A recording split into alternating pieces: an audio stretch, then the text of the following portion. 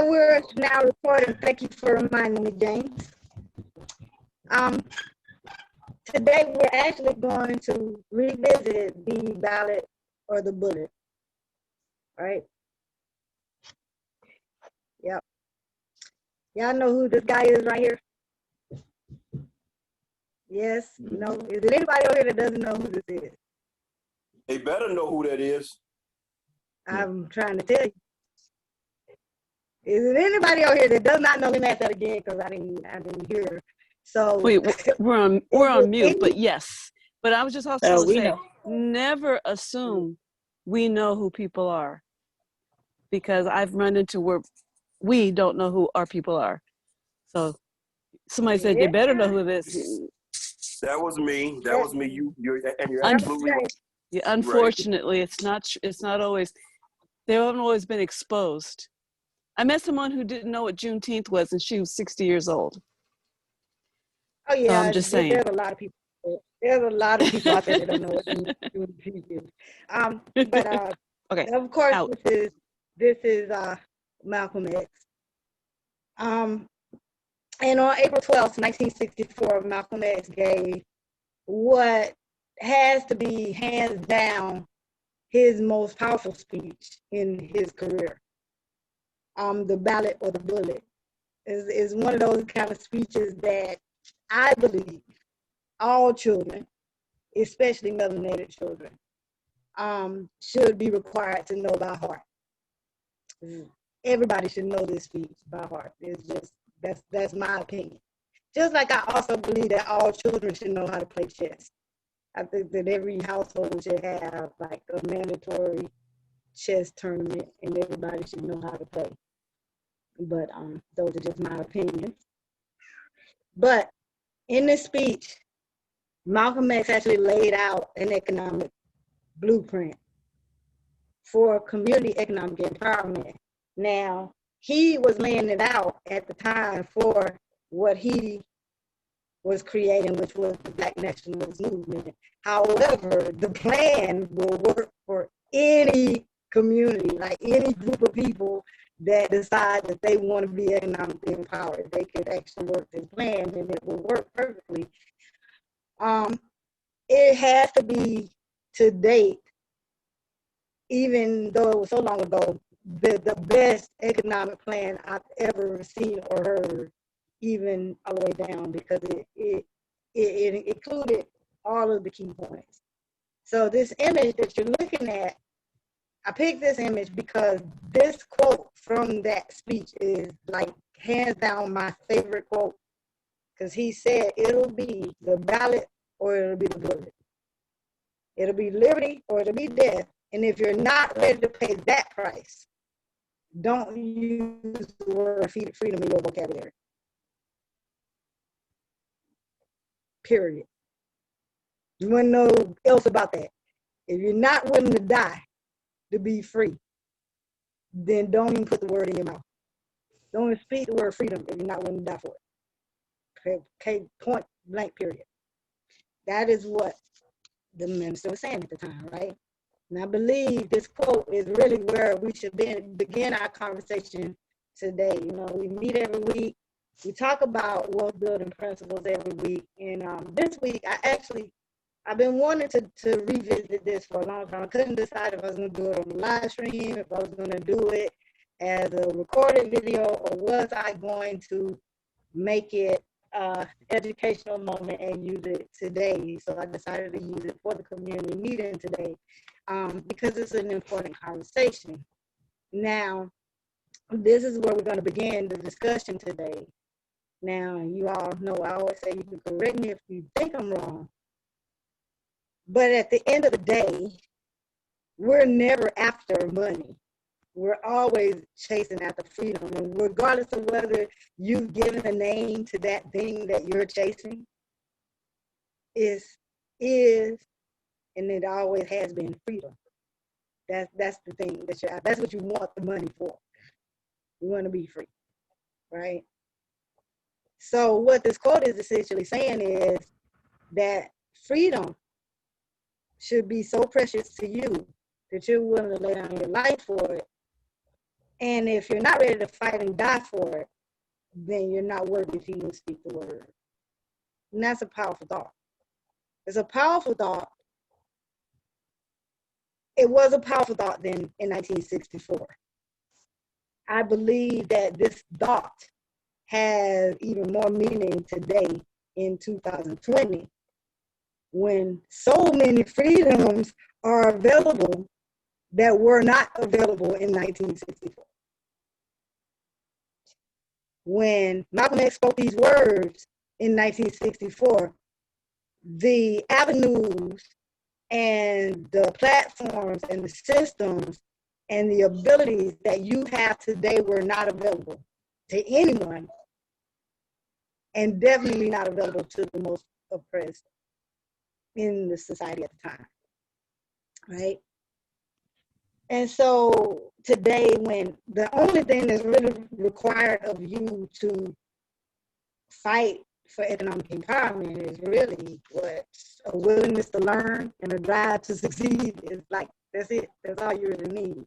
Today, when anybody with a smartphone and an internet connection can create massive income, today when it's so much more within your reach, and as a collective, we're so much further behind than we've ever been. Trust and believe when I say in 1964, your people were more economically empowered than they are today.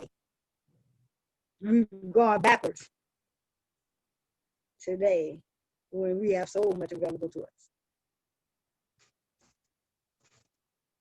This concept of economic empowerment and political empowerment, because he talked about that. I didn't say that part. You know, I didn't want to key in on all of that part.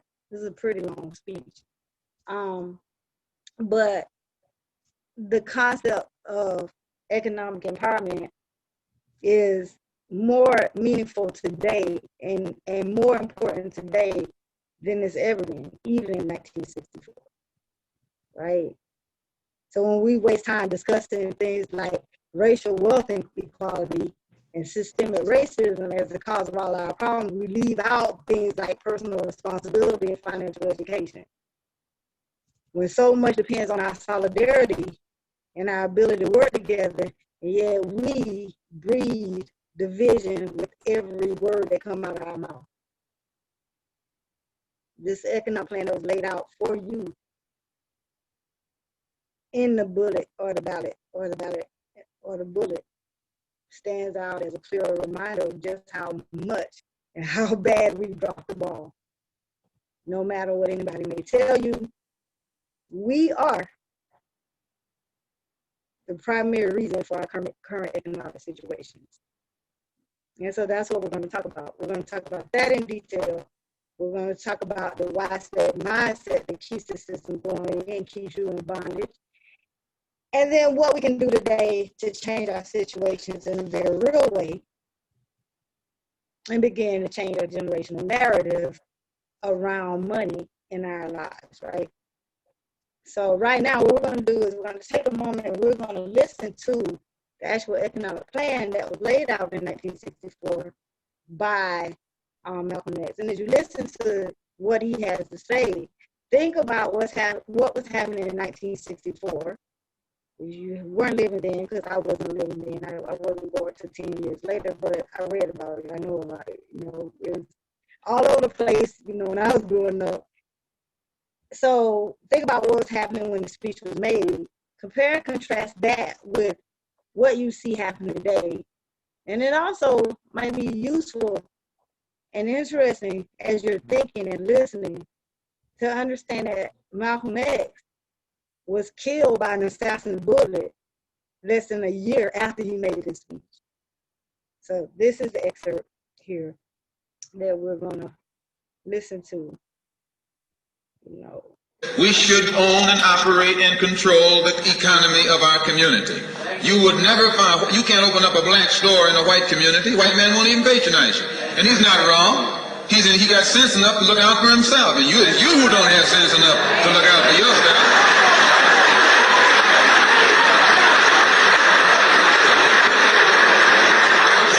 The white man is too intelligent to let someone else come and gain control of the economy of his community. But you will let anybody come in and control the economy of your community, control the housing, control the education, control the jobs, control the businesses under the pretext that you want to integrate. No, you're out of your mind.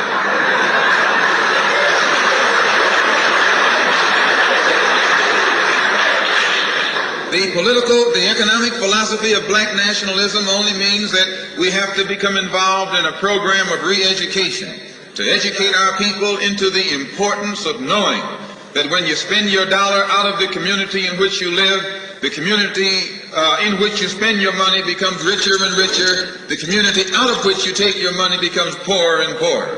And because these Negroes who have been misled and misguided are breaking their necks to take their money and spend it with the man. The man is becoming richer and richer, and you're becoming poorer and poorer. And then what happens? The community in which you live becomes a slum. It becomes a ghetto. The conditions become run down. And then you have the audacity to complain about poor housing in a rundown community. Why, you run it down yourself when you take your dollar.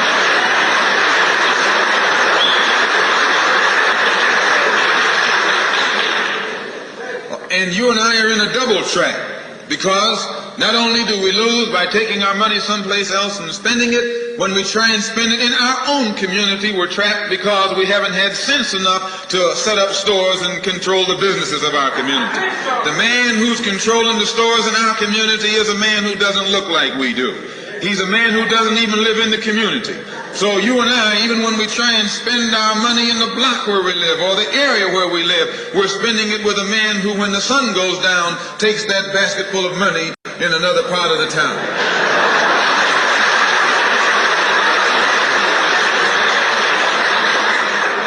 So we're trapped, double trapped, triple trapped. Anywhere we go, we find that we're trapped. And every kind of solution that someone comes up with is just another trap. But the political and economic philosophy of black nationalism, the economic philosophy of black nationalism shows our people the importance of setting up these little stores and developing them and expanding them into larger operations. Woolworth didn't start out big like they are today. They started out with a dime store and expanded and expanded and expanded until today they're all over the country and all over the world, and they're getting some of everybody's money. Now this, what you and I in General Motors, the same way, didn't start out like it is. It started out just a little rat race type operation, and it expanded and expanded until today it's where it is right now. And you and I have to make a start. And the best place to start is right in the community where we live.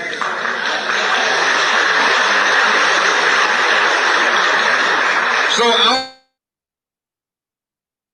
people not only have to be re-educated to the importance of supporting black business, but the black man himself has to be made aware of the importance of going into business. And once you and I go into business, we own and operate at least the businesses in our community. What we will be doing is developing a situation wherein we will actually be able to create employment for the people in the community. And once you can create some employment in the community where you live, it will eliminate the necessity of you and me having to act ignorantly and disgracefully, boycotting and picketing some cracker someplace else, trying to beg him for a job.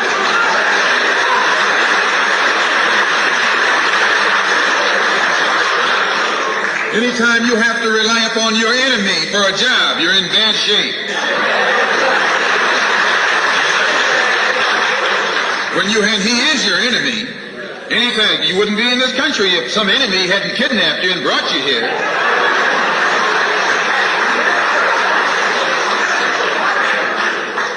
On the other hand, some of you think you came here on the Mayflower.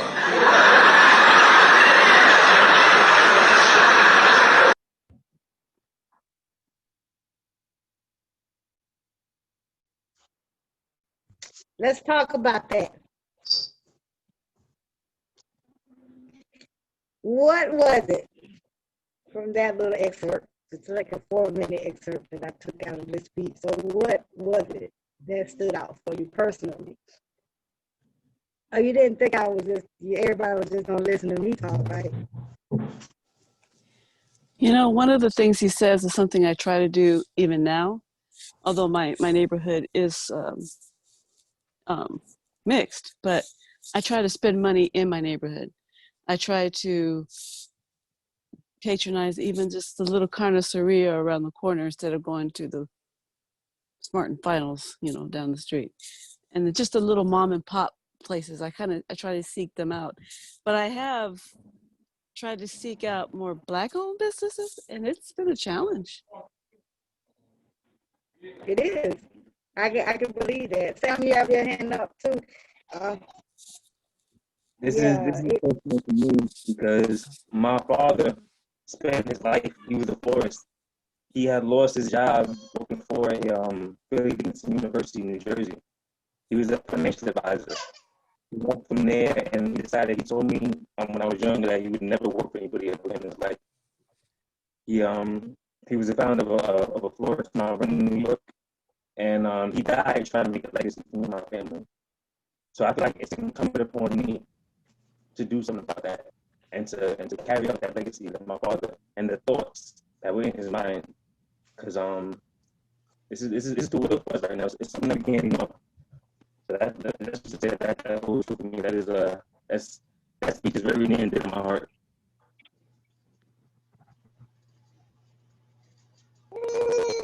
Now, Sam, I didn't hardly hear none of that because you were staticking up. No, you have to go. That's how you've been too, sis. But when the video was playing, it was clear. The video was nice and loud and clear. Okay, so am I breaking up as well? Yep. Let me jump out and jump back in here. Okay. Let's see. Jump out and jump back in. All right. You want to say it again?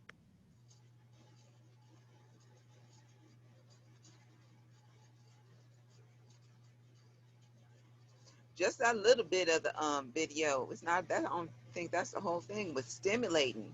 It was just sound a bit better now. Yes, a lot better. Yeah. Okay, good. You have to just jump out and jump back in. Okay. But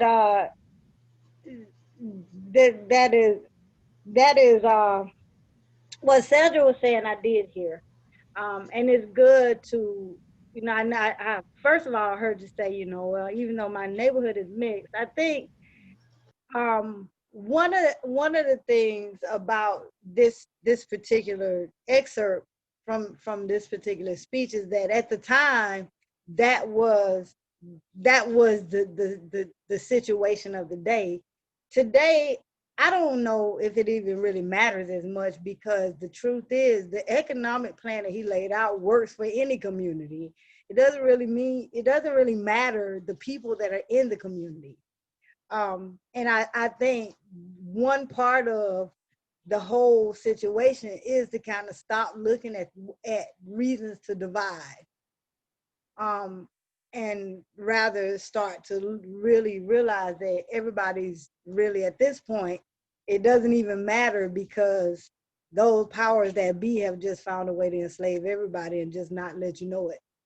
And the fact is that everybody is in the same boat. And when we're all in the same boat, it becomes imperative that we all learn how to put our differences aside and work together. Because if we don't, we're all going to die separately. We'll be dying at the same time, but we'll be dying separately instead of living together. Les Brown makes a great point of that, talked about like romantic relationships. Are you living together or are you dying together? You really have to take a look at that.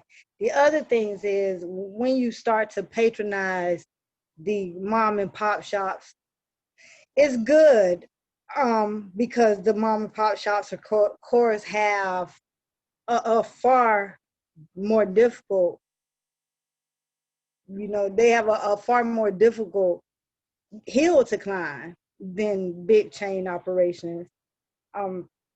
I think the thing that I keyed in on most of all is not that it's so important for you to patronize these shops. It's important for you to look at business ownership and entrepreneurship for yourself.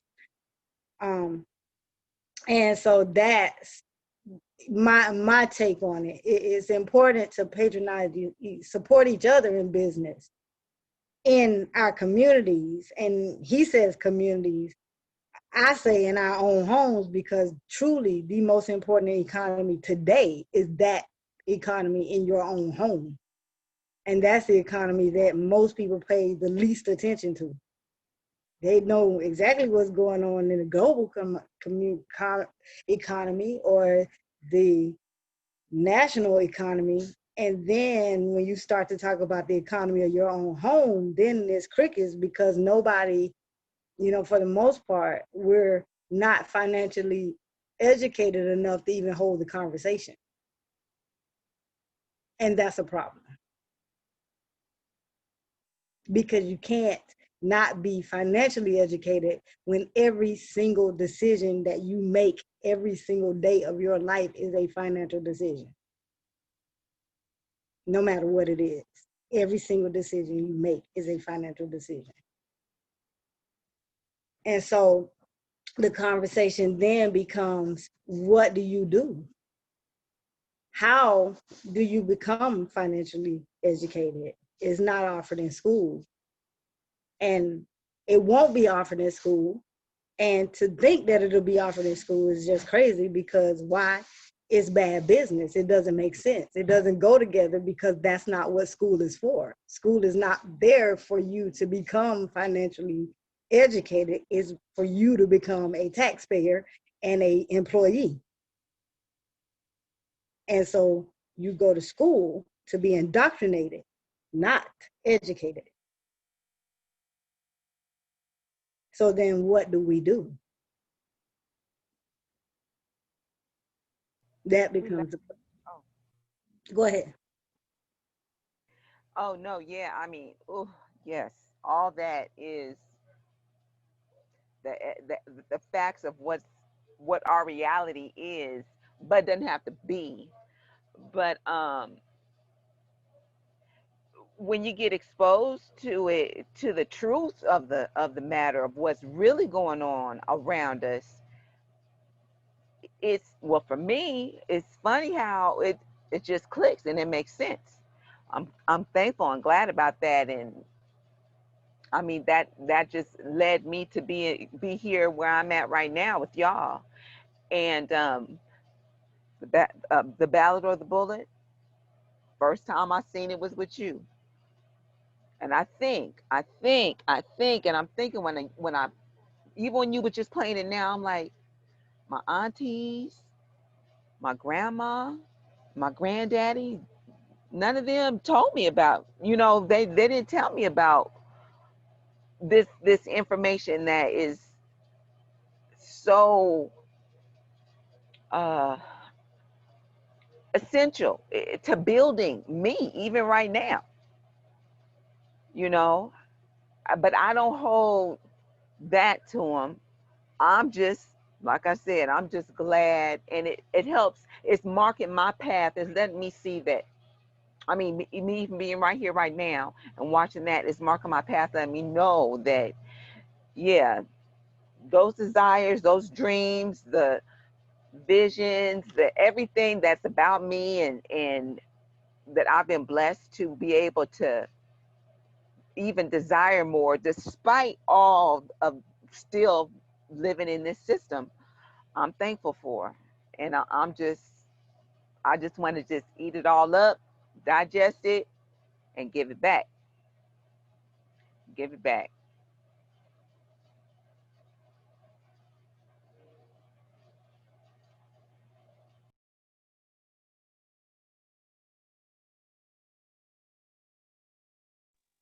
Sam, you had your hand up.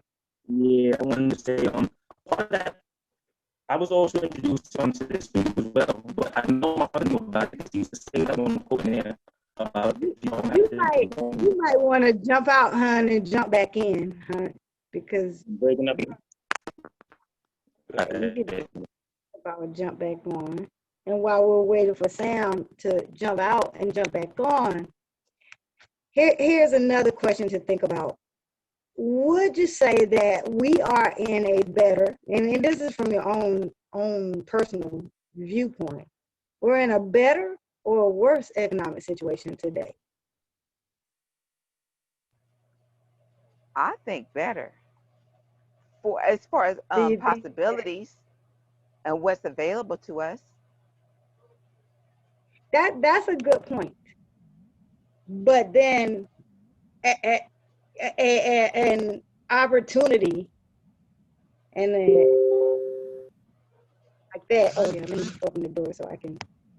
Let me Yeah, I unlock have the room. somebody trying to get in too, but Well, I just unlocked the room. Really, only okay. I'm unlocking it because Sam had to jump out. But I told her that I still want her to meet you, if so after the meeting or when I get a minute or whatever.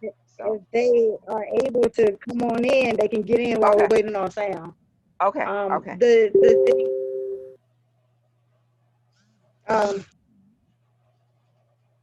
let me let Sam know to come on.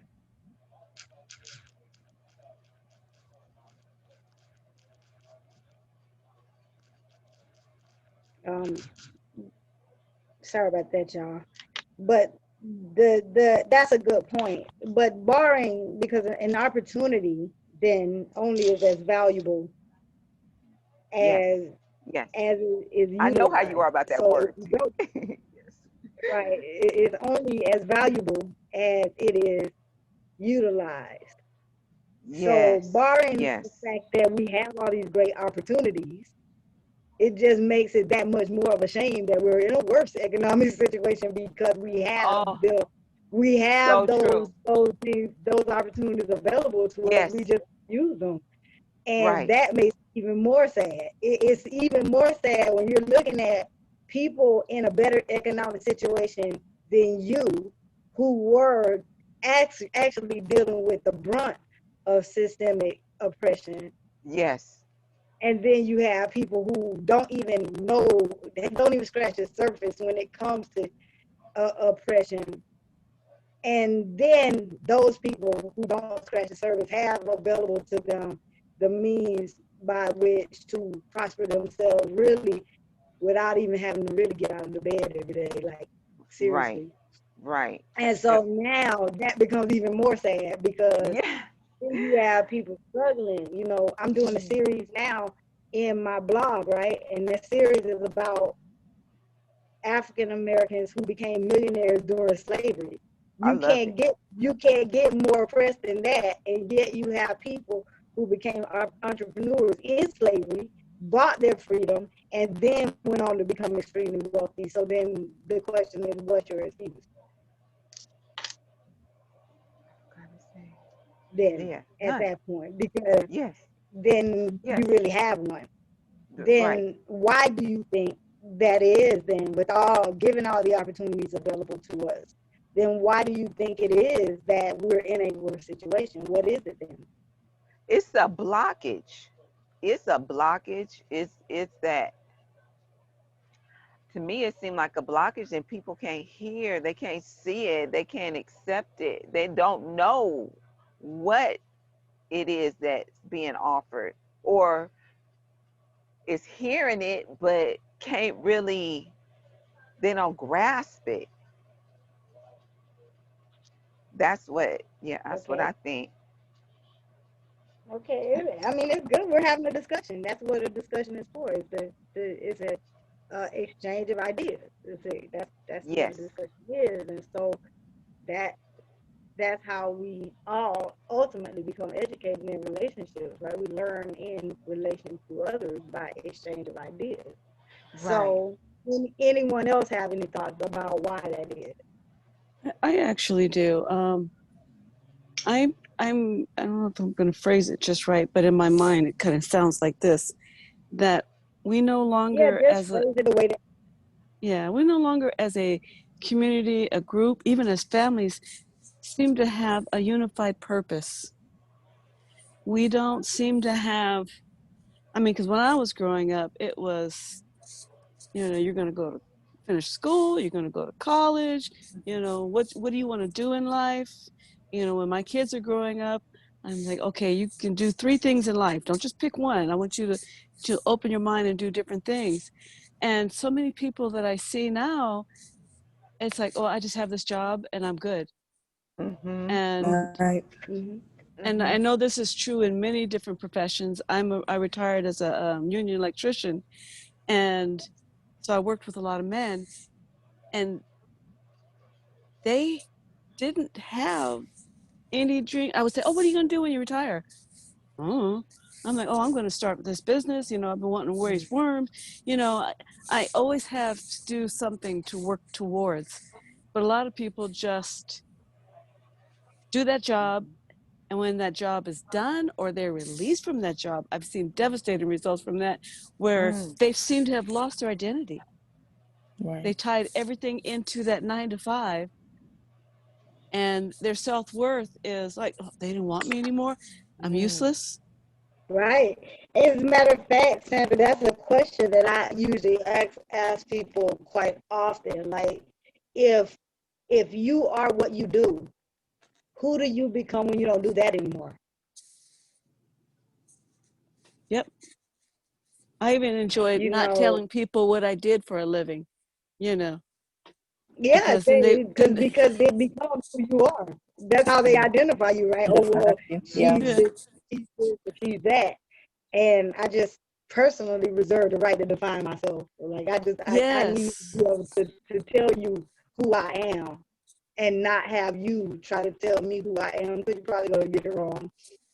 You're probably not going to get it right.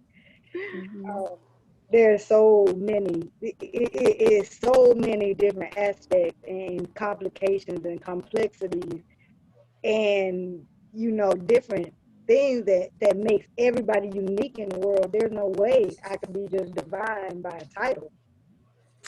Exactly. That's right. Unless it's a title like the money metaphysician, and I can give it to myself because, of course, that's it. And even when you become an entrepreneur, it should not be about the money. You know what I mean? Right. That's just Right. a side effect of whatever A side effect. you know what I mean? Absolutely.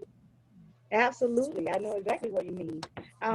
Anybody else before we move on? Because I kind of want to stay on time. We got some ground to cover here. Did Sam make it back in? Did Sam come back in? Sam, are you here? Oh, yeah, I forgot. I say he's over here. Because he was saying something. Yeah, you sound worse. Oh yeah, really a techie sound. Get a robot.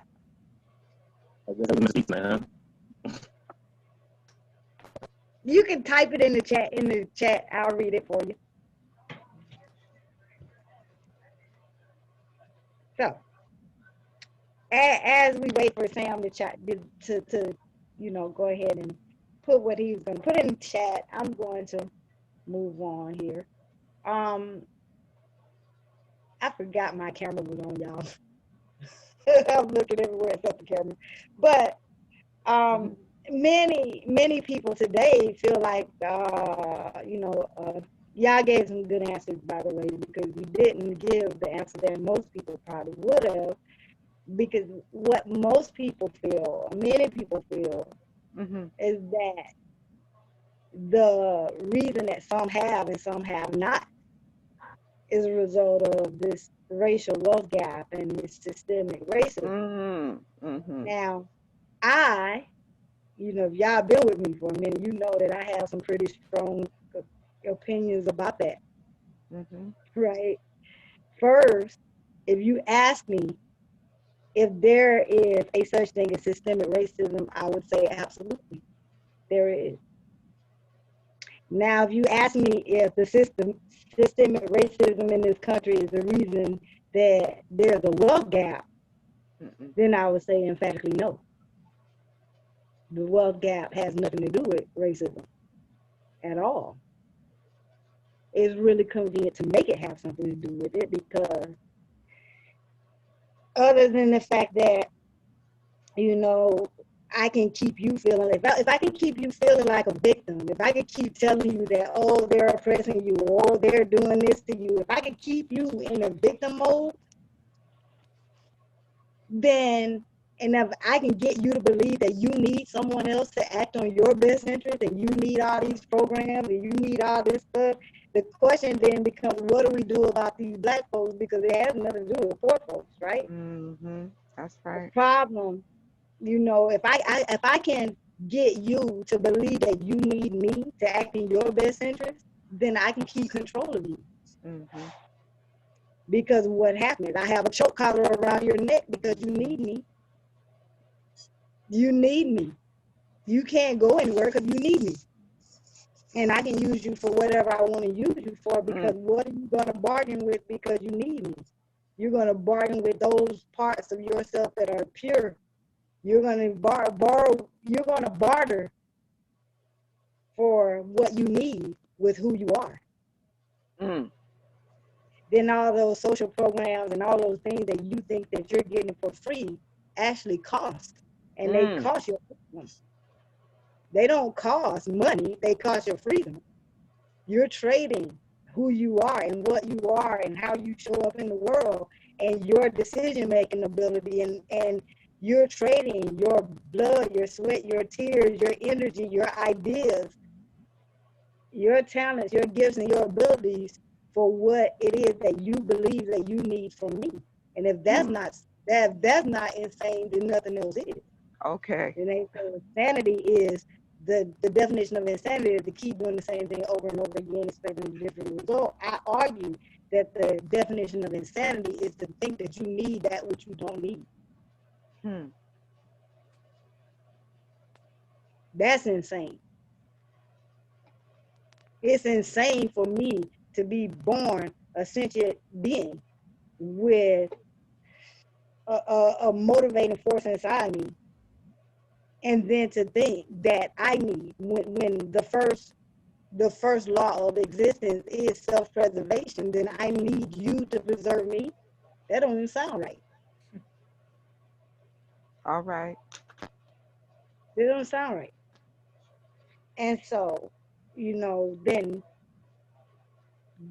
what happens with systemic racism then is that it changes faces, and now it breeds socialism. And socialism is a dangerous thing. And it's an even more dangerous thing for people who have been traditionally oppressed.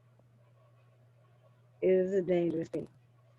Now, if you're going to really understand socialism, right, that's what we're talking about. So if you're really going to understand socialism, then you have to go back and start to understand where socialism came from. So the idea of socialism actually came from Marxism. Right, so back in the 60s, and everybody was reading Mein Kampf, and they were all on Karl Marx and blah, blah, blah, blah, blah. They weren't thinking, but they were reading. So the basic premise then of Marxism, and then its child, socialism and communism, because communism and socialism is the same thing in different clothes. Because if you think about it, social and commune means the same thing. So to commune means socialize. So communism and socialism is the same thing. They just have to put on different clothes so they can make you think that there's something different. But it's that wordplay. So the basic premise of Marxism then is, and socialism and communism, is that people are inherently good, and the only thing that corrupts people is the systems that they live under. So that is that everybody will be good, and things like inequality and injustice and crimes and all of those things actually are a result of this evil capitalism, this capitalistic system that we've all been forced to live on.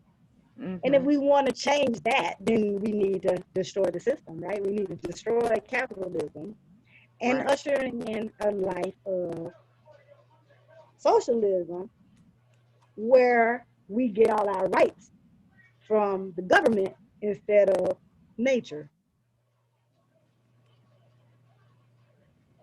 So that's why you trade your freedom for socialism, because that means that you no longer have natural human rights. That's why they wanted to give you civil rights instead. They didn't. That's not what the fight started about. The fight started about human rights and equality.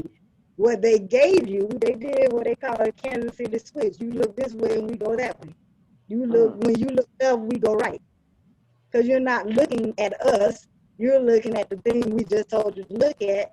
And while you were looking at that thing, we slipped in and gave you civil rights.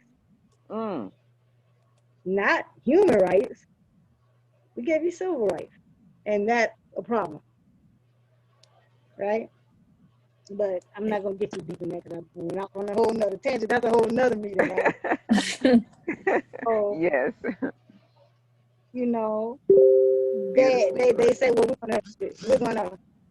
we're gonna destroy this capitalism system, and we're gonna replace it with something fair. And something fair is going to be socialism, so that then the government can tell you what your rights are. No, it was at its inception, the Constitution, the organic Constitution, created a government for the people, of the people, and by the people. Thomas Jefferson said that government which governs best is that which governs least.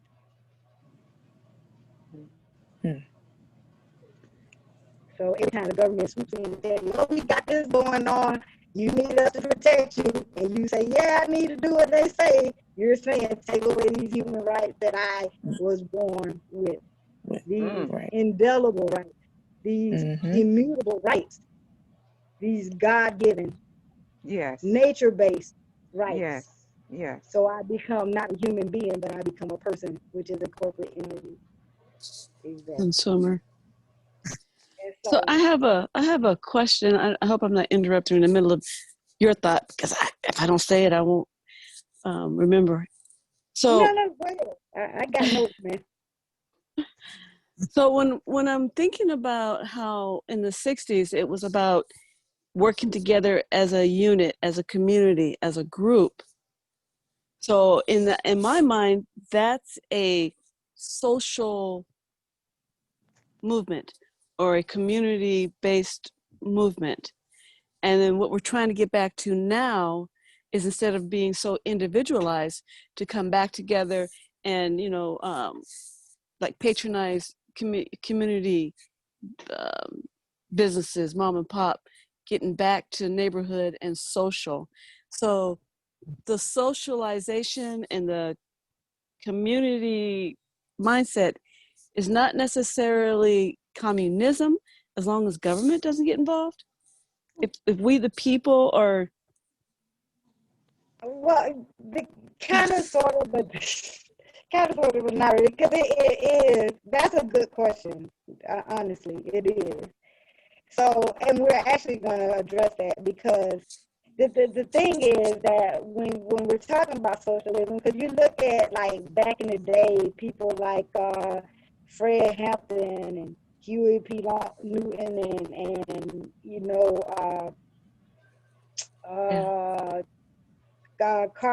Stokely Carmichael and all of them, they were actually socialists, right? And what I honestly believe is they didn't understand what exactly socialism was when they were out, because group economics and socialism, what you're talking about is group economics. So group economics and socialism are actually two different animals.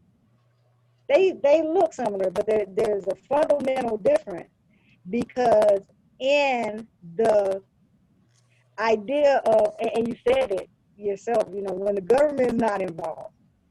So when the government is not involved, so in the Monetize Your Life Network, for instance, this is a true group economics environment, right? It's not a centralized environment, except for each one of your incomes is centralized to you and your household. It's a container where we all can work together and support one another, but each of us, we're not setting, I have rules for the community so that everything runs smoothly. But I'm not telling you who to be and how to be and what the law is, as opposed to in a socialistic environment where, okay, I'll give you this, but in my giving you this, you're going to give up this. It's not that. It's where everybody, so the definition in a group economics is a group of people who have a common economic cause, who agree to work together toward that economic cause. It doesn't mean that you give up who you are. You still can open up your business and do what you want to do in your business. We work together so that everybody's business is successful and everybody can use their own unique gifts and talents toward the betterment of themselves and to bring value to the community, as opposed to, because I'm going to give you this handout now, you're going to give up a part of who you are, your life, and all of that. That's different.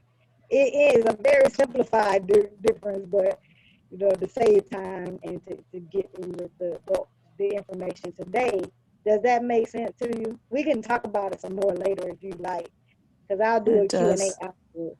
But so when we have group economics, then that's a group of us who come together and say, okay, we're going to do this, and we're going to stay together. We're going to look out and have each other back because nobody else had our back, and we're going to work together because the best way to beat the government is not to depend on it. So we're going to create a situation where we depend on ourselves. That's group economics. Right. Socialism is where the government says, okay, we'll take care of you, but if we take care of you, you're going to play by our rules, and that don't sit well with me at all. I'm like, okay, that's too much like slavery. That's too much like being a slave. So, yeah. So does that make a little bit of sense? It does. I can just see us getting set up for sabotage, like another Black Wall Street once become huge and successful. Just yeah, but that's why we move decentralized. That's why we move. That's why we move the way we move. And besides that, you got to be a stone fool to come in here and mess with anything I created. I'm just gonna say it like that. That's right. If I ain't on somebody's watch list right now, then I ain't doing something right. That's what I tell you all the time. Y'all know that, right? But the cool thing about me is I live in 2020, and in 2020 I have end-to-end encryption in Telegram, and I have decentralized networks, and I have a trust wallet, and I have a cold wallet, and I got cryptocurrencies, and I got gold, and I got silver. So I don't really need your dollars. That's what's up. You can keep the dollars, because by the time you pay some dollars, I done turned them into something else and hid them for me. So that's right. You don't know how much money I got. You know what I tell you. That's the reason. I love that. So, I lived in 2020. Black Wall Street was an awesome idea. It's kind of ahead of its time. They didn't have the protections that I have today. And I know how to use those protections, which is why educating yourself is so important. I am going to check the chat though real quick. I told Sam to put his little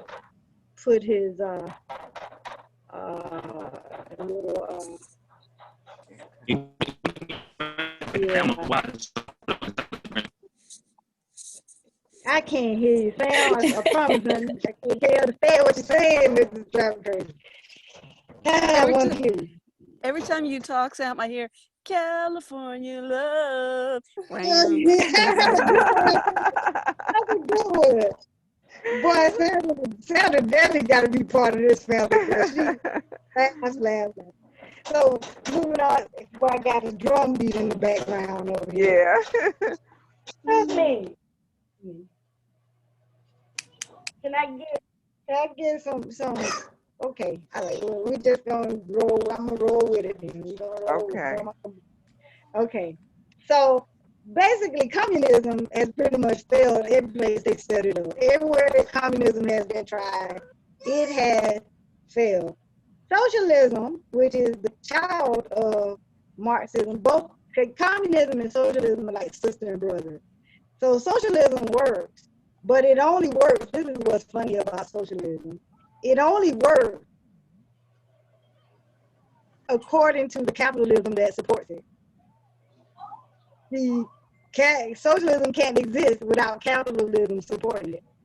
Oh, you said capitalism. I thought you said communism. I'm like, what? Okay. No, socialism can only work if capitalism supports it.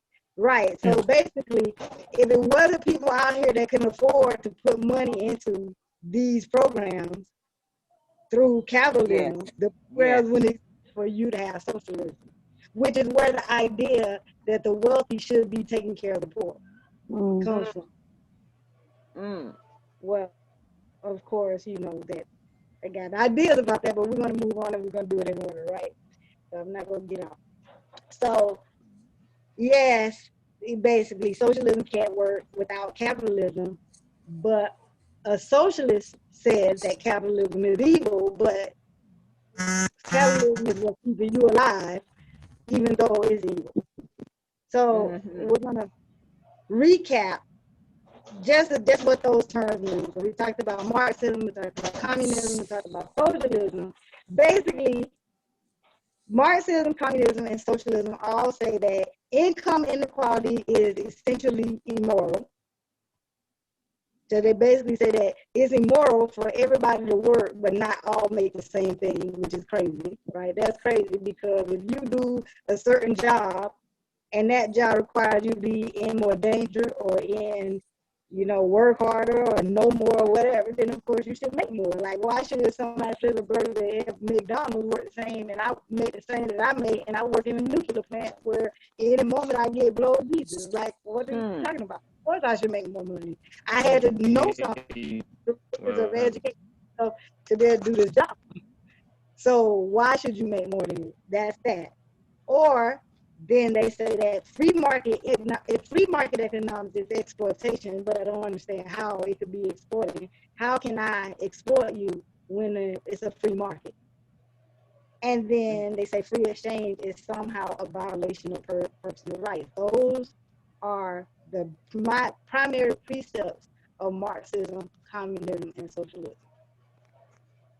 Right? The fact is, though, that the free market and capitalist concepts are fair. They're fair. It's because it's a rights-based system. Right. Capitalism is a rights-based. A free market is a rights-based system. Basically, it's to say that your labor belongs to you, right? And as an individual who owns the rights to your labor, you have the right then to alienate that labor however you see fit. So no one can take away from you that which belongs to you intrinsically. And so it's best for everyone to engage in exchanges. If you know how to do this and I know how to do that, then let's exchange. Or if you know how to do this and I don't, but I need it, let me pay you so you can do it for me. Then that's fair. Right. Because you get to tell me how much your labor costs. Now, if I don't want to pay it, I can say, you know what? You trying to bust a nigga head. So no, I'm gonna find somebody else that does that. So somebody else knows how to do it. I'm gonna go find somebody else. It is my right to then find somebody else because why? I have that right to do it, and you have the right to charge. And if I want to negotiate with you, I have the right to do that, right? I can negotiate and say, okay, let's do this. Like the other day, I gave you a perfect example. My daughter called. She said, Mom, how long, she didn't say how much. She said, how long does it take you to do a birth chart? And I said, ooh, a birth chart, girl? You take about 2 weeks. I said, if I do a birth chart for you, I've got to charge you. She said, well, will you take a painting? Oh. I said, now, listen. She paints really well. I said, now, listen. I tell you what I'll do. I will charge you less than I charge everybody else because I had you. But I gotta charge you. Now I'll take a painting if you give it to me, but if you go out at least give me $100 because I got to have that, right? And that's the free market because she could say, well, Mama, you charging too much. I'm gonna go find somebody else. You're not gonna find nobody to do it for $100 because I normally charge $450, right? So you're getting a good deal. but that's the free market. You know, it's a cute little story, but it's the free market. She can offer me one of her paintings, and I can choose to take it, or I can say, give me a painting plus $50, or I can say, yeah, you know, I'll take the painting, or I can give it to her for free because I just like her. You know, whatever the case may be, it's my labor, and I can choose what I want to do with it. That's right. Right? That's capitalism. That's the free market. Socialism says, because I'm here, I should have things given to me. Capitalism says the only way I take something from you is if I give you something in exchange. Which one is fair?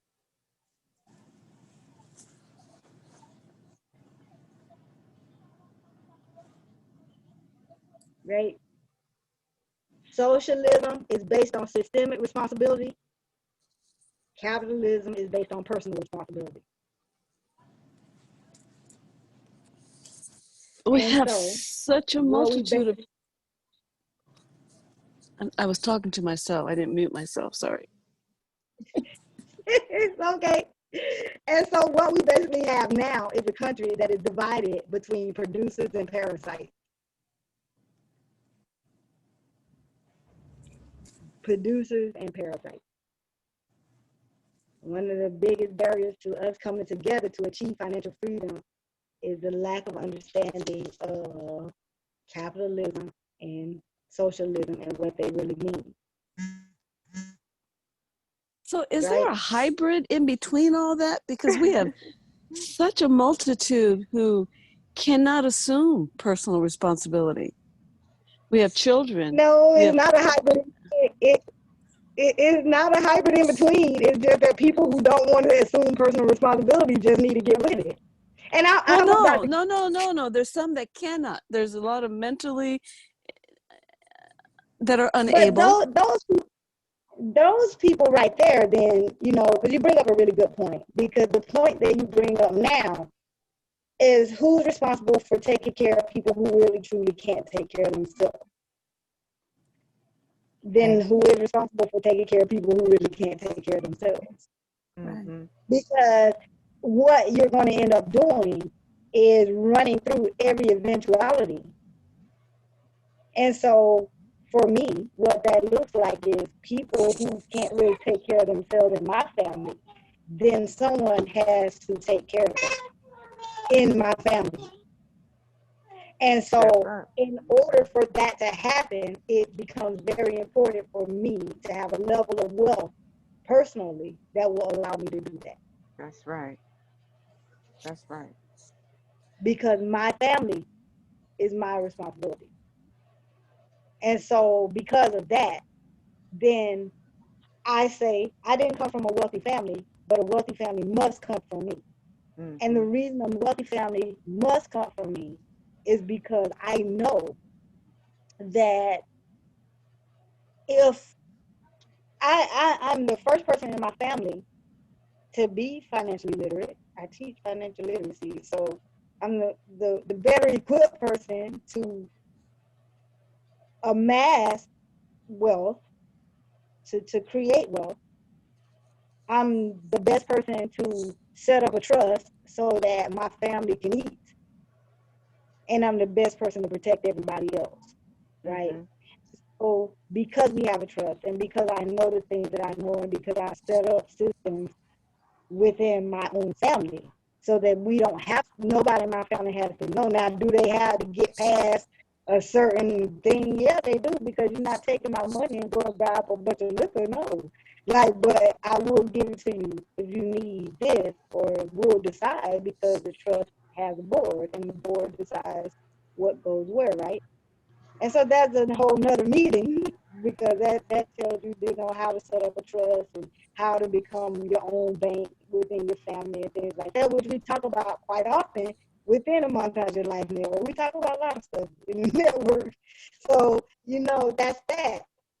But keeping with the topic for today, I'm actually going to share with you guys a conversation, because Seth, you actually gave me the perfect segue into this. You didn't even know it, but this is the next part.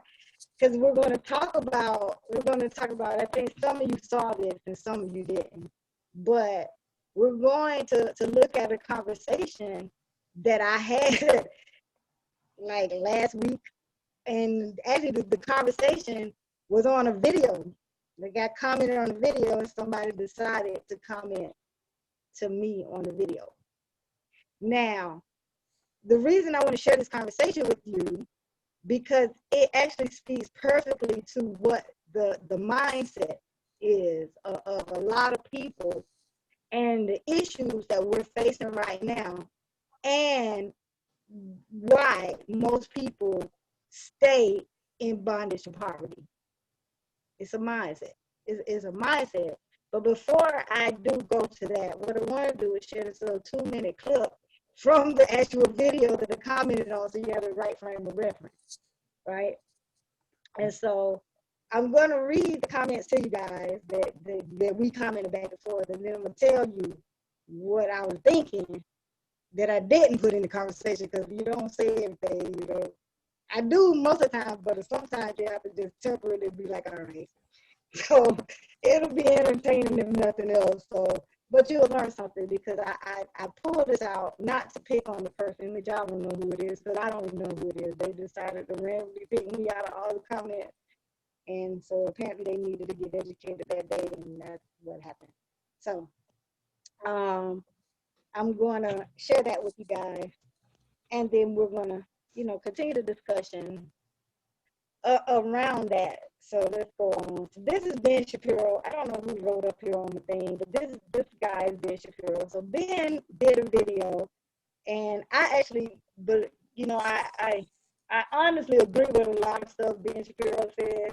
So I comment on the video. So I'm gonna play the little first part of it so you guys can kind of get a frame of reference for what how the conversation even got started. So here's the video with Ben. I don't know who put these nice little artwork up here on the screen, but can y'all still see the screen? Oh, I thought that was my screen. I'm like, what is on my screen? No, it's somebody who's drawing it up there now. So this is the video. Jordan in Utah, you're on the Ben Shapiro Show. Go for it, Jordan. Hi, Ben. Thanks for taking my call. So I had a question for you again about systemic racism. So I'd had this experience as a missionary in Connecticut on the drive between West Hartford to Hartford, where everyone went from, it's actually Hartford to West Hartford, where everyone went from usually poor, not white, and then 2 blocks later, like mini mansions everywhere, everyone's white. And I feel like left has done a really good job kind of taking this kind of general feeling of like, oh, look, there's, you know, are poor and no one's white over there. Later, like everyone's white, everyone's rich. They've done a really good job of kind of taking that message and turning it into systemic racism, right? Yes. So I was wondering if you thought there's anything conservatives could do as far as messaging to kind of still address the problem, but do it in a conservative way. Sure. So I think, so Jordan, I think that there's a category error that has been actively promulgated by the media and by the political left. And you mentioned the category error here. And that is, there are 2 cross-cutting distinctions that we've mentioned in this conversation already. The cross-cutting distinction between poor and rich, and the cross-cutting distinction between black and white. One of these is not the cause, right? So what the left has done is they've said that these distinctions are essentially the same. They've conflated the 2. Poor equals black, rich equals white, right? This is something that Joe Biden himself has said. Right? Joe Biden gaffed a couple months ago, and he said, you know, there's a difference between being rich and being black, right? Which is an incredible statement. There are lots of rich black people in America, and there are lots of poor white people in America. Oh, yeah. So what? Than white people in the United States, although Asian people in the United States are disproportionately richer than either one of those groups, by the way, because people conflate the cross-cutting distinctions between, because they basically argue that poor equals black and rich equals white. First of all, that's kind of racist because it ain't true. But 2, it's actually, it's ignoring the real problem, which is how do we get poor people to be richer? Right? The question is not, did those rich people steal the money from the poor people? Because they didn't. The question is, and the question isn't, are there legal structures in place that keep the poor people poor? Because there aren't. The real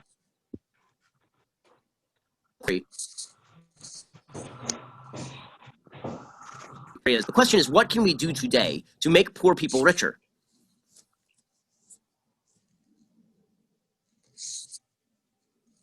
Okay.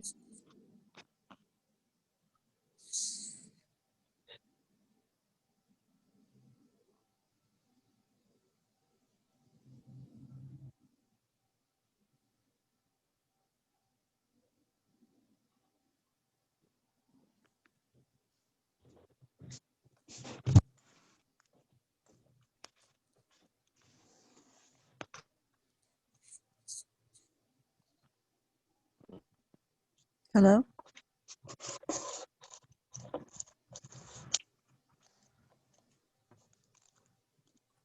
Stopped on us. It stopped.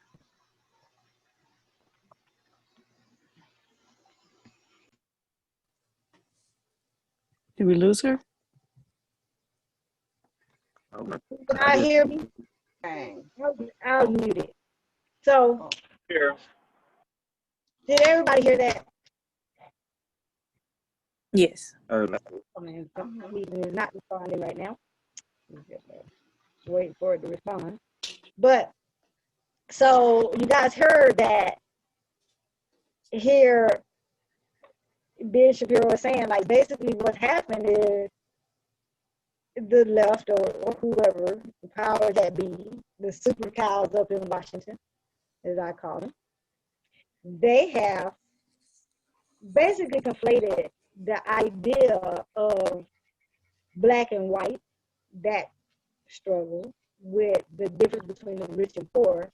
And now pretty much black equals poor and white equals rich. And that's where they come up with the idea that there's this racial inequality when it comes down to wealth. Well, you can't have a wealth gap that is a true gap, that is a social issue in a free market. Because in a free market is every man for himself. Yeah. And every man for himself is being fair, right? And so, as I close this program, because I'm gonna have to close my Zoom on my laptop and open it back up so that we all can see my screen again. That's what Ben was talking about on this particular day that I decided to comment, and then of course this ensuing conversation happened, right? And so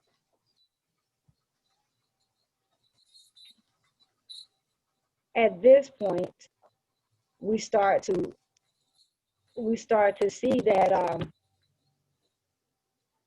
let's see. All right, I'm back, y'all. So this is actually what Ben Shapiro looks like, if y'all wanted to know. That's the guy. So that's who was doing the talking, and he actually had taken a call, and somebody asked him a question, so he answered it. Now, that was the video that I commented on. So the next slides really is just, they're just really me. That's the comment that I made. So the comment that I made at this point is, I've been trying to get this point across for the longest time. I think the idea of the wealth gap itself is damaging because it completely ignores things like increasing financial literacy, personal responsibility, and the implementation of wealth building principles. And that's pretty much all I said. And I thought that was going to be pretty much good enough, but then this person here decides that they were going to comment on my comment, and they said, y'all gotta listen to this now. When most people can't afford life-saving health care in America, on top of a decent home and sustenance, personal responsibility goes out the window. Most people don't want to be millionaires. They just want to survive without worrying about if they're going to buy groceries or pay rent this month. Right? That's what they said. Now, here is what I have a problem with. Like, how in the heck could personal responsibility go out the window? Like, no, right? So what I said back to this person was, of course, and this is the long thing. I said, I can get through it fast. I said, thank you for your reply. You bring up an interesting point. However, I'm not exactly sure I understand what you mean. Are you saying that not being able to afford a decent home? And I think this was in food, because they said sustenance, and that pretty much means food. So a decent home and food absolves an individual from having to apply themselves, or that someone else is responsible for providing for those who don't have adequate housing and food. I'm not sure how personal responsibility goes out the window when each person is solely responsible for their own experiences in life. Even if a person doesn't want to be a millionaire, they are still responsible for providing their own food and shelter. People make poor money decisions because they lack financial literacy. To say that someone else is responsible for providing me with the basic necessities of life is far too close to slavery for me. In my opinion, it is the same as saying that I'm incapable of acting in my own best interest. I think people are far too eager to argue for their limitations, and in doing so, miss out on opportunities available to them to change their situation. The fact is, anyone that feels like they want to close the wealth gap can do so whenever they feel like it. Most often, the difference between the haves and have-nots is proper information and a willingness to execute. At the end of the day, it still comes down to financial literacy, habits, and personal responsibility. I can also throw mindset into the mix. I appreciate your reply. Stay safe. Basically what I said. And I pretty much answered what they said, because at this point now, I'm basically finished with the conversation, but apparently they were not finished with the conversation. So they decided to say to me, so your parents had you enslaved. Oh. Nurses and doctors are enslaving patients in critical condition. The public bus driver is enslaving citizens that are trying to get to work. They tell me you miss a key point in understanding that people in dire straits are not concerned about how they can better contribute to the world and be the most upstanding citizen. But instead, they're focused on if they'll be able to eat that day, or will they have to walk up and down the median, staring at people in cars, eating McDonald's fries and ignoring them. It is not slavery to be provided for by someone else, nor is it within the same universe. The prisoners and people abroad, as well as immigrants in America, working for cents on the dollar to harvest your grocery and make your clothes and clean your public spaces, are far closer to being enslaved than the millions of Americans who are now relying on unemployment and social services to survive. And speaking of mindset, the mindset that the wealthy got there on their own and are self-made is poisonous. The idea of I did it and so can you prevents people with excess resources from donating to charities because they ignore systems that were already in place to allow them to thrive. Sure, there are some who donate, but it is mere fractions of their overall income, when just a small percentage, less than 10% of their income, can provide resources for the government to properly fund and manage social programs. The wealth gap is real and is perpetuated by the idea that there is no systemic oppression that keeps people down, when the truth is, there is. Wow. We see, and this is funny right here, because the whole time this person had like this terrible grammar, right? I'm a grammar Nazi. And as a grammar Nazi, right, I'm real keen in on this thing about about people using bad grammar, right? So right. Pay close attention to words. So here this person says, now they have this bad grammar, but then they say we see it in a disproportionate nature. You are looking at things in a vacuum when you say it is solely the responsibility of the individual to lift themselves up by the bootstraps, when in fact they exist in a system that has historically kept them down, run by people who have historically implemented policies that hold them down, which has historically emboldened people the same group to take it upon themselves to hold these people down as well. None of that is to say members of the oppressed group don't need to work hard. It is just to illustrate that they must work immensely harder to achieve the same or lesser goals than a member of the oppressed group. We see it across the lines of race, gender, sexual orientation, finance. They must have copied and pasted this from somewhere. Somebody else wrote it. Right, because the whole grammar just changed, right? You know, that drives me crazy. But the system needs to change, and refuses to admit that there's something inherently wrong with it is ignorant and counterproductive to creating a better society. Sure, the 18-year-old with the gun made a bad choice, but that bad choice is often their best choice and the choice that holds the most reward for them. It is not something they necessarily want for themselves, but they don't know. This is so crazy, but they don't know anyone who does, and yet it is, I think they say, it is the only choice that doesn't end with them dying from hunger on the park bench. So, yeah, you know, I can see some of y'all faces, and that's exactly what my face was looking like at the time, because first of all, a lot of this stuff right here don't have nothing to do with nothing.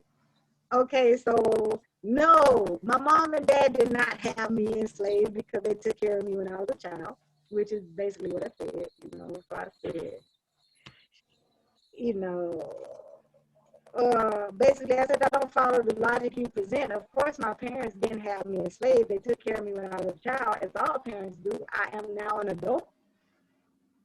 And so I don't expect my parents to provide for my basic needs.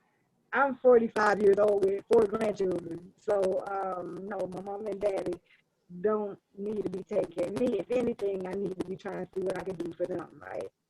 I'm not really sure how the doctor and the bus driver factor into the equation. As far as I know, they provide services that people pay for. Individuals are free to choose the service providers they use and pay. The point I was making in the original comment is that people are responsible for creating the means of providing for themselves, and if they fail to do so, that have no one else to blame but themselves. One of my favorite quotes comes from The Richest Man in Babylon. I highly suggest reading it. If you have not acquired more than a bare existence in the years since we were used, you have either failed to learn the laws that govern the building of wealth, or else you do not observe them. I cannot speak. At this point, I believe that this person actually thought I was white, right? So they're responding to me because they think that I'm white.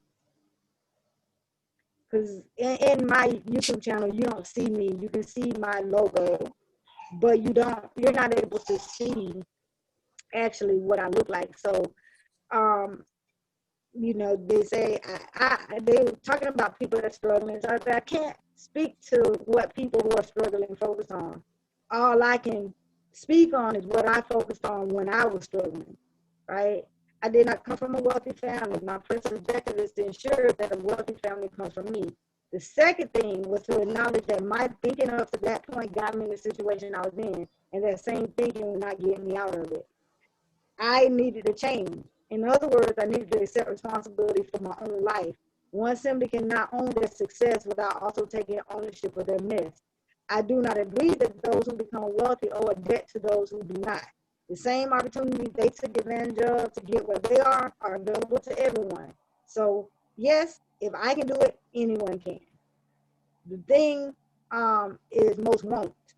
That is their choice, and along with the freedom to choose what they will not do to secure measured economic empowerment for themselves comes with the consequences and the repercussions of that choice. The fact is, the wealthy do not become wealthy at the expense of the poor, yet many seem to think that the poor should survive at the expense of the wealthy. The best way for anyone to help the poor is to not be one of them. The more people we have who acquire wealth, the better it is for everyone. It has been a great experience to engage with you in this much needed conversation. I'm not one to continue with fruitless debates. It is always my hope that one is either elevated or remains where they are, but that no one is ever diminished in their being by having associated with me. It seems here that you are solid in your opinion. I learned a long time ago that one convinced against his will is of the same opinion still. While I'm always happy to participate in a healthy exchange of ideas, I know when it is simply best to agree to disagree. I appreciate your point of view, but I don't agree with it. that is just about all that can be said about that. If you'd like to continue the conversation, I hold a Zoom meeting each Sunday at 7 p.m. Eastern. We discuss your financial literacy concept and how to apply it immediately. You're welcome to attend. It's nothing formal, and everyone is welcome to share their own viewpoint. Have a great day. Peace, power, and prosperity to Leroy. So y'all know, whenever I say that, I'm done, right? Y'all done?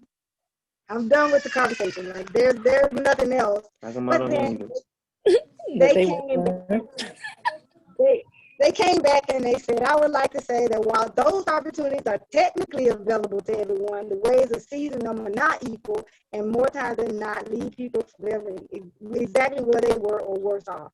I come from a poor family, but my mother comes from an upper middle class family. My father is an immigrant, and they both have college degrees. That opportunity was available to them both, and yet they have drowned in their debt their entire lives and could barely afford to keep me fed and clothed and housed, let alone invest in my education beyond sending me to school with necessary supplies. It is important to be financially literate, but knowledge and principle don't dig you out of debt. She probably should read the Rich Dad, Poor Dad book. What y'all think? Most definitely. Because that's exactly what he talks about in Rich Dad, Poor Dad. The wealthy owe it to society objectively to help provide.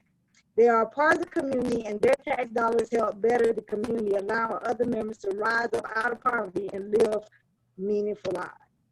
As to your point about the wealthy not becoming wealthy at the expense of the poor, I must disagree.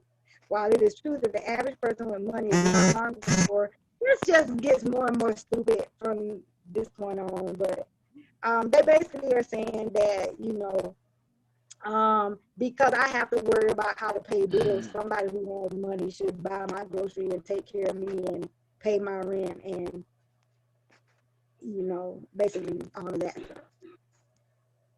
And basically, that if they need health care, but if they want health care, they got to give up paying their phone bill, and they have to find a cheaper place to live, and without a phone, they'll miss calls about work opportunities.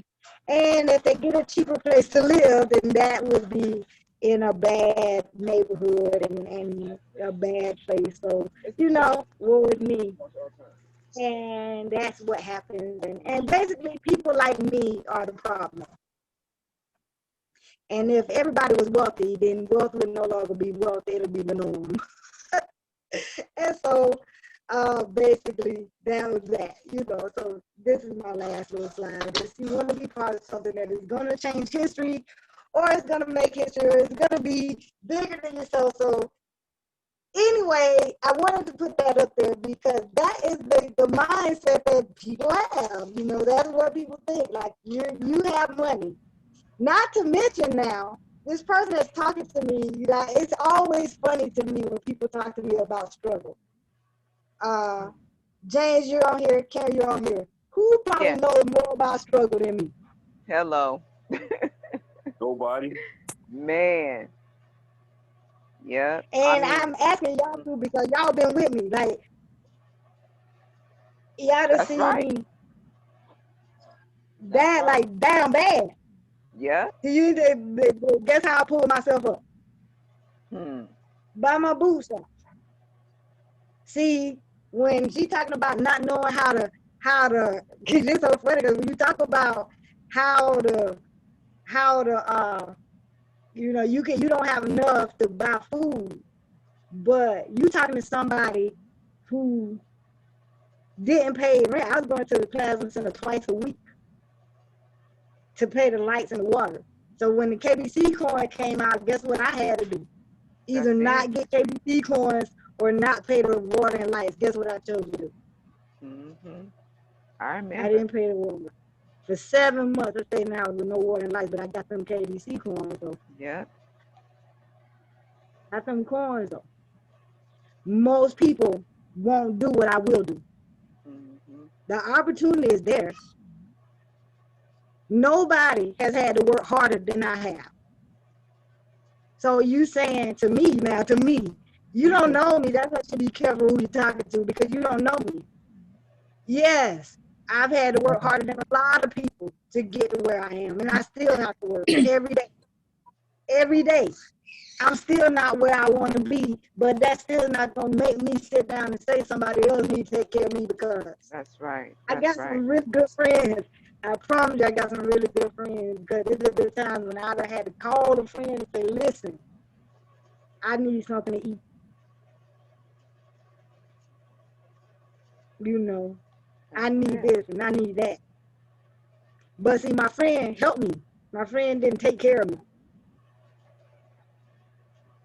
You understand? There's a difference. There's a huge difference. But the idea, you hear people say it all the time, like, oh, well, those celebrities, they need to give something back. Why? They came from the same community you came from. You can do it, you can. That's right. They came from the same community. So now what you're saying is, by that logic, anybody who has the drive to work hard and to overcome obstacles and keep going and fall down and get back up and go through all of that. And I'm trying to tell you, to build wealth is a hurtful thing. I've lost friends. I've had people turn their backs on me. I've lived out the doors. And people say, I'm homeless. No, you ain't homeless. You stay with family. Homeless means you wake up in the morning with dew falling on you. That's homeless. I've been there. Right. So don't talk to me about what somebody else needs to do for me because I won't allow it. I've had men come and say, well, I can give you this. And the first thing I would say back is, what you want? I'll do it by myself. Because the first time you pay my phone bill, you'll think you're supposed to call me all the time and probably get cussed out. So to avoid getting cussed out, the best thing for you to do is just let me stay with no phone that I had now when you walk up. Because I believe that whenever somebody take care of you, they take a piece of your freedom. They said it the other day about the guy that I date now. So let's say you should ask him for the bill money. I said, shh. He gave it to me, by the way, Karen. But the point is, now they gave him a voice in the house. Right. Right. I can't do nothing about it because I took his money. Yeah. Now when he walked through the house with his drawers on, talking about something that I don't want to hear, I just got to suck it up and listen to it because it took the man's money. What? That's it. So same thing. You can't expect for somebody to take care of you and you still gonna be free. Right. It is slavery for somebody to take care of your basic needs. I don't care what the fool says. But that's the mindset that you're up against every day. That's how we think.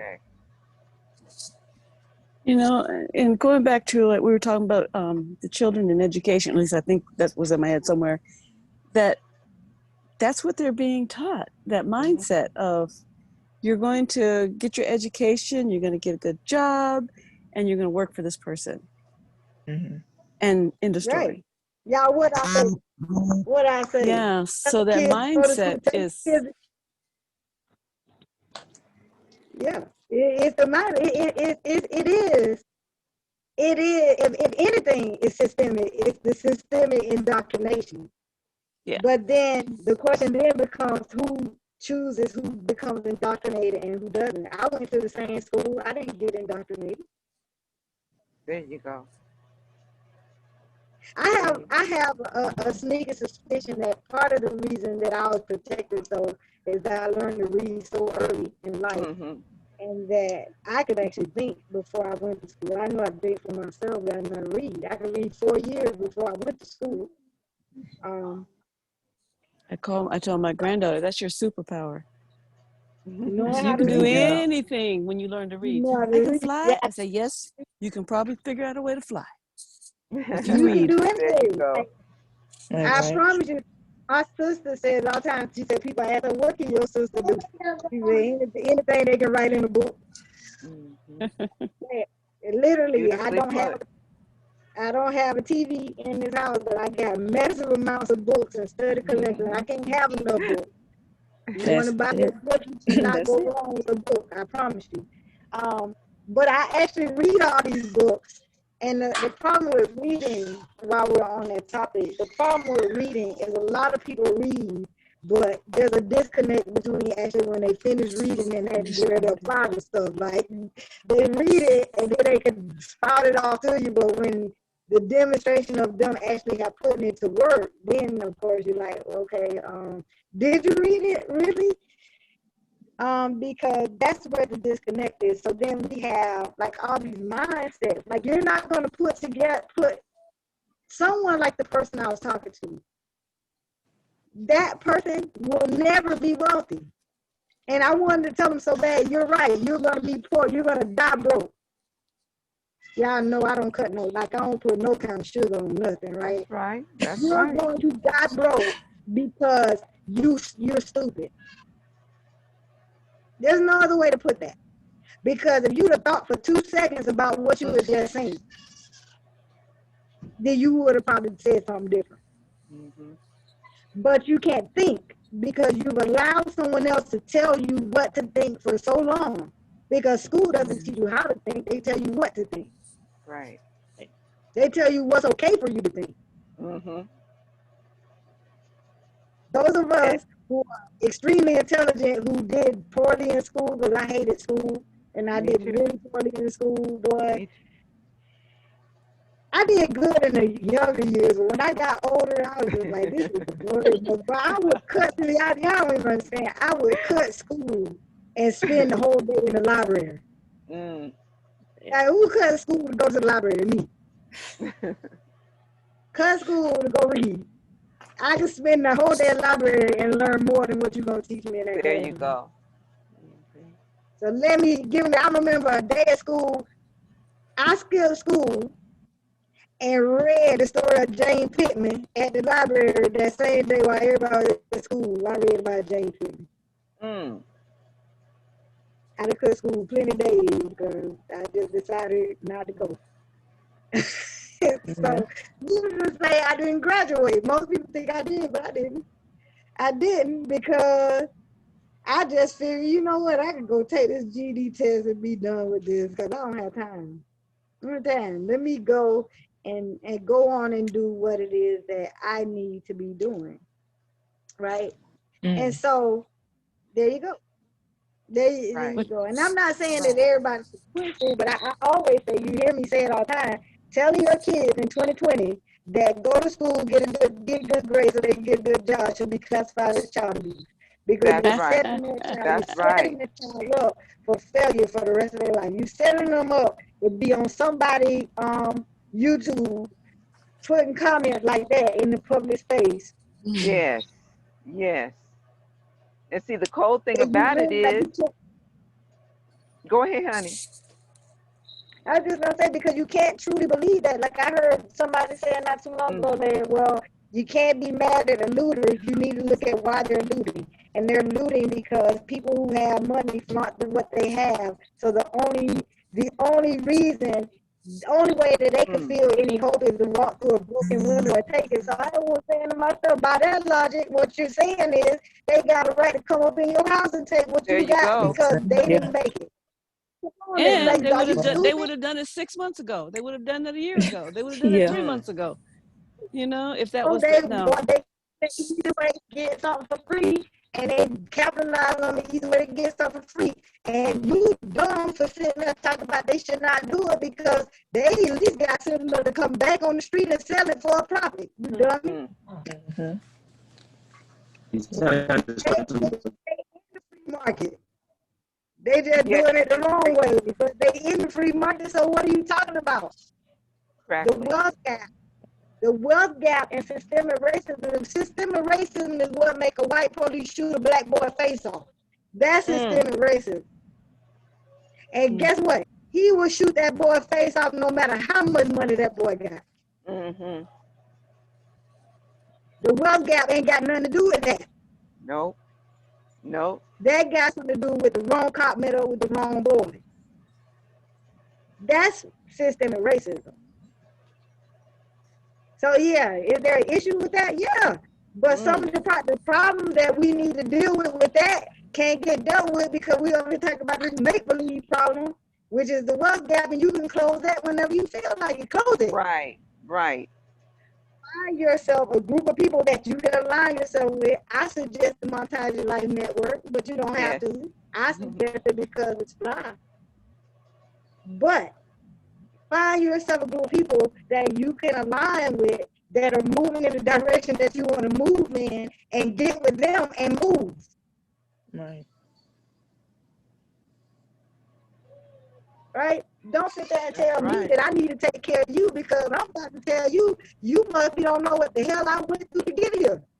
That's it. Because if you knew the hell that I went to get to this point right here, you wouldn't even dare ask me for nothing, because you probably still hit you. Mm. That's it. I did this. I was going to I say with did. that mentality, because all of us have something that another person does not have. And yes, I might want to share what I have, but I shouldn't feel obligated to share, like, oh, okay, well, I have a house. No, because you so should have the right. I need to bring in 5 homeless people because I have a house. No, Right. but if I That's want to exactly what share some I of my do. gifts, yeah, it's You can, it's but a you should be able mindset. to do what you want. I'm feeling a Yeah. shift in my mindset just being involved with this, and I appreciate Karen inviting me to this. Thank you. Awesome. Oh yes, I had to Absolutely. reach out. That's I the had to. thing. The mindset is, okay, if we are a community of people who work together and we're all moving in the same direction, and say, Sandra, you found that you were having a hard time paying for something, because we're all growing together, right? You should be able to say, hey, Taliba, can you loan me this, or can I hold it? I got a friend I do it with all the time. We can do it back and forth so much until sometimes we have the same money going back and forth, back, spiritually. But then that's what the community's for. But when you say, hey, Taliba, since you got it like that, why don't you come over here? People say that and they be acting like they joking. Why don't you come over here and pay my bills? And I'll be like, you know what? I got about 5, 8 platforms that you can get in and make some money right now if you For need real. it. Oh, For real. no. I can't do that. I heard it was a scam. It can't be no damn bigger scam than what the government got there. Hello. You want my Hello. scam money? Man, My no bigger scam than that. You got 7 men that went to Jekyll Island in 1913 and created a scam for everybody. Yes. And all y'all fell for it. Can't be no bigger scam than that. That's But right. I'm saying, but here's the thing though. The money that you're asking me to give you came from the old scam. That's how I get paid. I run these scams on people. So if you don't want to run these same scams on people, you need to not ask me for my money. I have a question for you. As someone who is financially inept, educationally inept, what book would you recommend as an introduction? Oh, you speaking her language now. The very first book, and as a matter of fact, y'all, I do apologize about the read around table. I gotta figure out something with Naomi. Y'all hear her having a fit in the background. Yeah. Okay. The thing is, the very first book, I would recommend that the very first book anybody should read is The Richest Man in Babylon. I don't care. Like that's where you get the foundation. And I mean, it's a few principles, but the richest man, you see, I quoted The Richest Man in Babylon for her. And I also said she should read Rich Dad, Poor Dad, but I didn't bother to put that in there because it was I've read that one. I was ready to get. Yeah. So, when you read that, then, the cash flow quadrant, Yes, guy I've got read plenty that. books. Okay, the anything by Robert Kiyosaki. Go watch Hidden Secrets of Money. Okay, that's good. That's Mike good. You Maloney. fill my head up. Mike Maloney. You're Mike talking about Mike Maloney, Maloney, sis. Mm-hmm. Yeah, because I like Mike Maloney. No, the funny thing is, I don't follow every guru. Like, No. Sue the Army and And those guys like that, you know, I kind of steer clear of, because they teach the opposite of what I teach. But they're teaching, so you know they're doing their thing in their way, and I don't knock them, but I steer clear of them because I don't believe in shrinking my way to success. I don't believe in budgeting, and there's a fundamental reason why I Me don't either, believe. which is my problem. I don't believe in budgeting, but I do believe in having a spending plan, because budgeting breeds a poverty mindset, whereas a spending plan is expansive. So you should not, you know, last week we talked about what the 4C's, which are the categories of our expenses, and classifying your expenses, and then eliminating those things which are wasting money, and then enhancing those expenses that are not wasting money. So you get rid of destructive expenses, you manage lifestyle expenses, and you enhance productive and protective expenses, right? Right. And so I believe in having a spending plan. So I have, and I teach you guys to have more than one bank account. So I have a bank account for joy money. That's money that I'm going to go and have a good time with. And I have a bank account for investments. And I have a bank account for bills. And I have a bank, and each one of those bank accounts have a certain percentage of my income that goes in it. And each one of those accounts, that money that's in it is only for the purpose that that account is made for.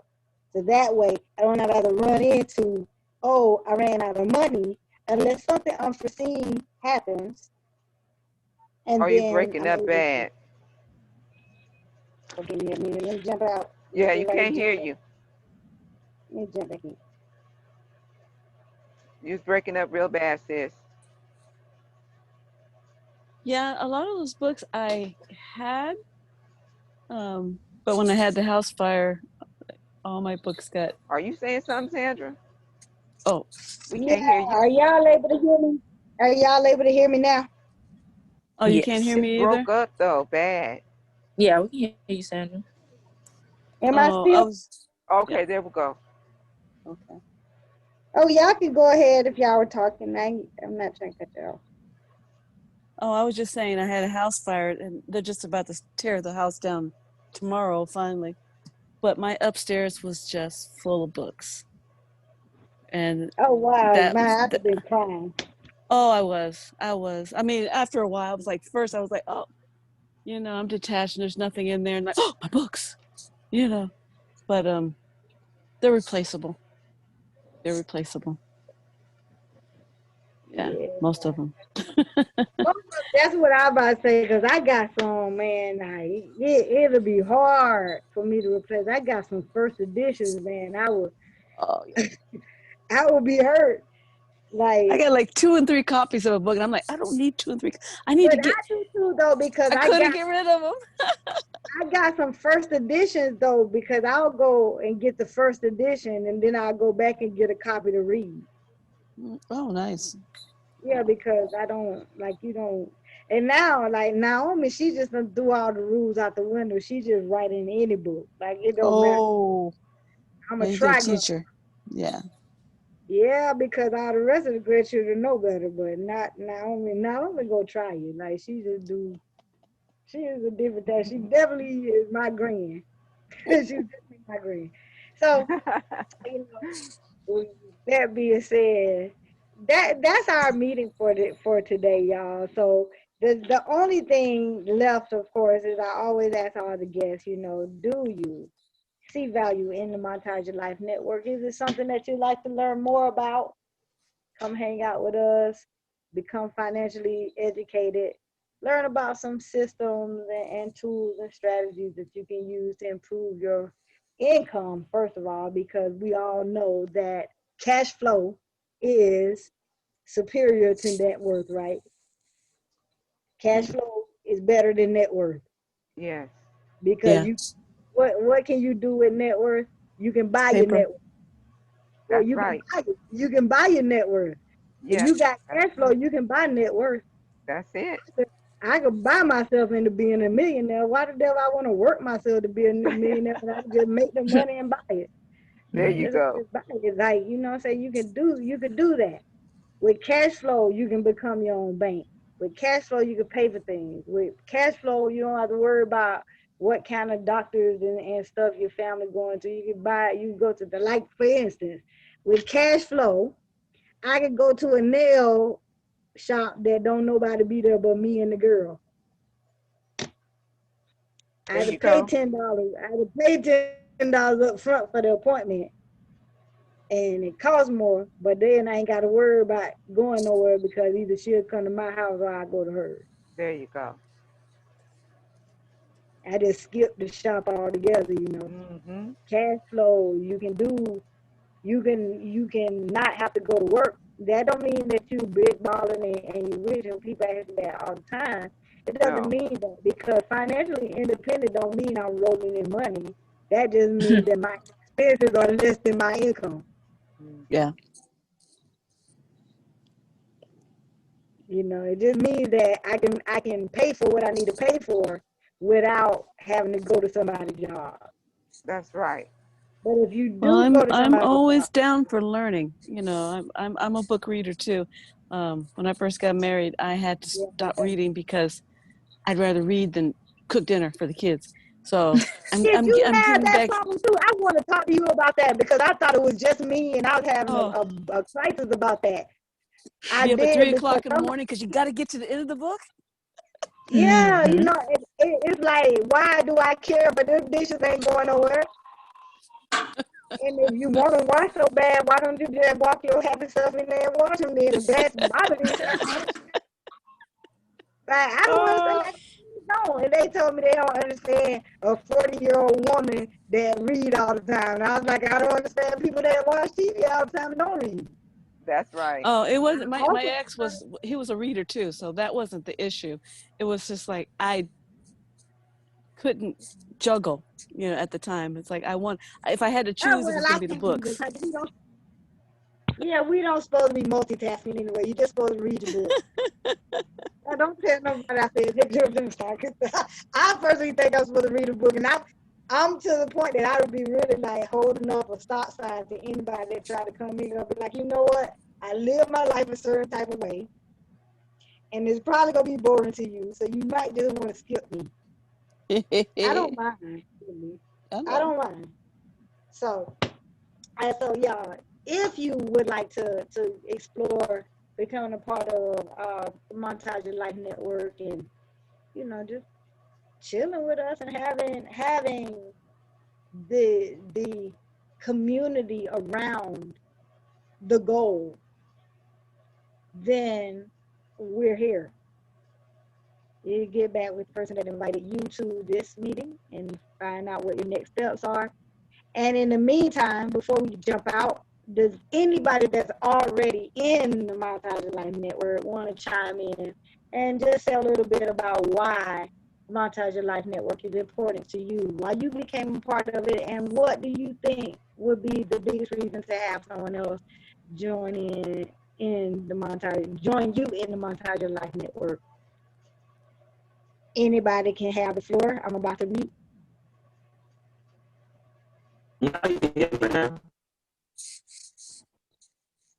No. Oh, It's still cutting up. It's